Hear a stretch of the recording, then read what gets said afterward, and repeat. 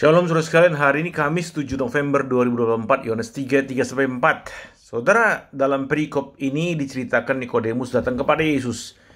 Dia mengaku Yesus sebagai rabi, bukan guru sembarangan, tapi guru yang diutus oleh Allah. Perhatikan, diutus oleh Allah. Saudara, banyak nabi palsu, siapa yang utus, saudara ya? Banyak guru palsu, siapa yang utus? Banyak sekarang pendeta jadi-jadian, saudara ya? Siapa yang utus? Apa maksudnya pendeta jadi-jadian? Ya pendeta kemarin jadi pengusaha, tiba-tiba sekarang jadi pendeta, saudara ya. Utus sendiri, buka gereja sendiri. Loh, kenapa susah-susah jadi pendeta melalui gereja yang established?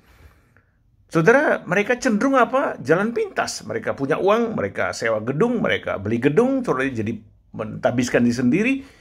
Oh saudara, lembaga gereja, sinode itu penting. Kenapa? Saudara, salah satu benefitnya adalah untuk menyaring. Saudara, hati-hati, gereja YouTube. Saudara, siapa yang utus? Oh saudara, pintar bicara, karisma bicaranya luar biasa. Modalnya hanya fasih bicara. Itu bakat, saudara ya. Tapi saudara coba cek lebih dalam di mana dia belajar Alkitab, belajar teologi, belajar berapa lama dia belajar. Saudara kagum mungkin karena gelarnya profesor, saudara ya. Doktor, saudara, doktor profesor apa? Sains, saudara ya. Kimia, fisika, matematika, apa urusannya dengan Alkitab? Dia fasih bicara langsung saja jadi pendeta, ngomong manis-manis, enak di telinga, saudara, amenkan. Dia ngomong ngawur pun kita amenkan, saudara ya. Saudara, saya nggak iri hati, saudara ya, dengan mereka yang sudah top di YouTube. Untuk apa iri hati? Mereka dapat uang berlimpah, itu urusan mereka dengan Tuhan. Saudara, yang kita cari bukan populer di YouTube, tetapi apakah pengajaranku berkenan kepada Allah? Sesuai dengan Alkitabkah? Dan membawa orang bertumbuh, memuliakan Allahkah? Itu yang kita cari, bukan supaya top, saudara ya. Saudara, itu yang diakui oleh siapa? Nikodemus terhadap Yesus. Engkau diutus oleh Allah. Engkau tidak mencari muka, saudara ya.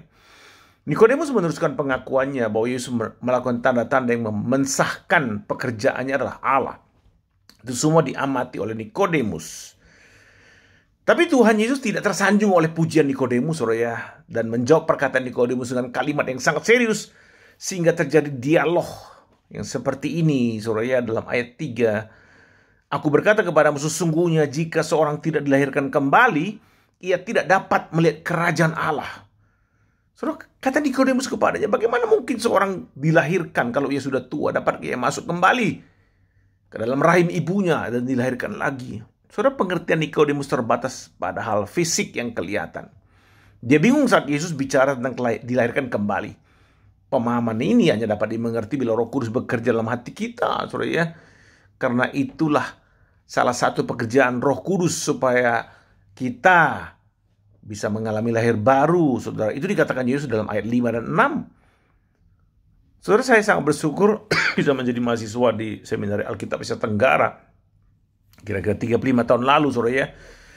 Saringan masuk itu nggak sulit. Hanya ada 2 pertanyaan yang saya jawab secara tertulis. Tapi sangat prinsip, saudara. Yang pertama, ceritakan pengalaman lahir baru dan ceritakan pengalaman bersama Tuhan secara pribadi. Saudara, yang kedua, ceritakan panggilan pelayanan penuh waktu yang saya alami. Saudara, karena apa? Karena saat itu seminari itu tidak menerima mahasiswa yang tidak mempunyai panggilan pelayanan. Misalnya dia hanya ingin belajar teologi, sekedar menambah wawasan, itu pasti nggak diterima, saudara ya. Itu ada nanti kelas lain, kelas Alkitab malam misalnya, memperlengkapi orang percaya untuk pertumbuhan iman dan pelayanan mereka. Nah, yang saya mau ceritakan adalah yang bagian pertama, pengalaman lahir baru. Pengalaman lahir baru suatu pengalaman iman yang juga pengalaman kognitif, saudara ya. Ada ayat firman Tuhan yang khusus bagi saya yang menjadi pengalaman rohani, melahir barukan saya. Ini seperti dikatakan dalam 1 Petrus 2, 1-23, saudara ya. Karena kamu telah dilahirkan kembali bukan dari benih yang fana, tetapi dari benih yang tidak fana oleh firman Allah yang hidup dan yang kekal. Jadi yang melahir barukan kita adalah firman Allah, benih firman itu. Ini bukan bicara tentang berapa banyak saudara menghafal firman Tuhan, menghafalnya. Semua itu hanya jadi pengetahuan, saudara ya. Itu orang Farisi, ahli Taurat, semua hafal Alkitab. Tapi bagaimana firman itu mengubah hidup saudara? Itu berbeda, saudara. Ayat lahir baru saya tidak akan pernah lupa.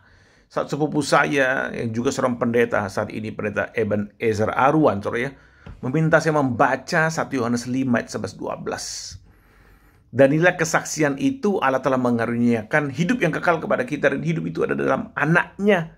Barang siapa memiliki anak, ia memiliki hidup. Barang siapa tidak memiliki anak, ia tidak memiliki hidup. Kemudian sepupu saya ini menjelaskan singkat makna memiliki hidup yang kekal adalah memiliki Yesus dalam hidup saya. Oh saudara, saat itu saya mengalami pengalaman pribadi dengan Tuhan. Saat saya memiliki Yesus dalam hidupku, itu pengalaman saya dilahirkan kembali. Saudara, pertanyaan singkat saya dalam menutup renungan ini adalah, apakah kita sudah mengalami kelahiran kembali? Amin saudara, Tuhan memberkati kita sekalian.